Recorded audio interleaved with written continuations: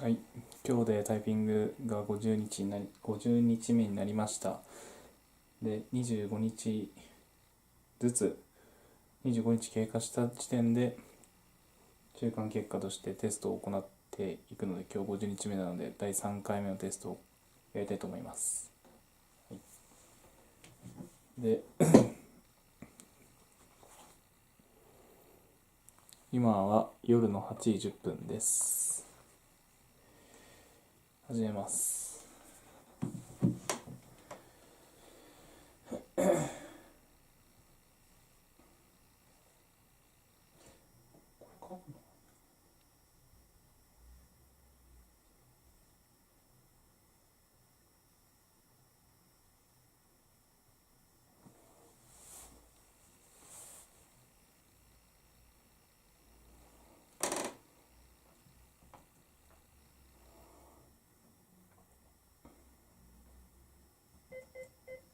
は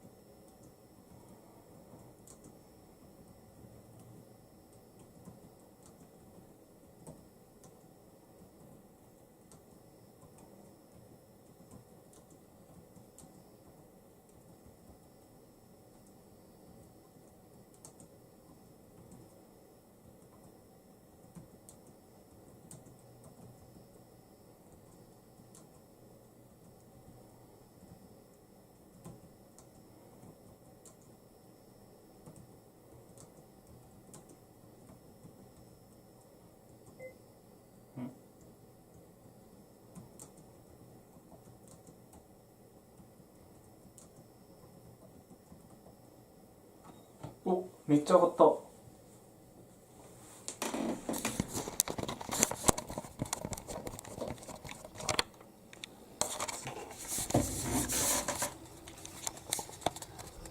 多分上がってる。前回の記録は確かレベル C だった気がするけど、結構上がってる。イエーイ、超嬉しい。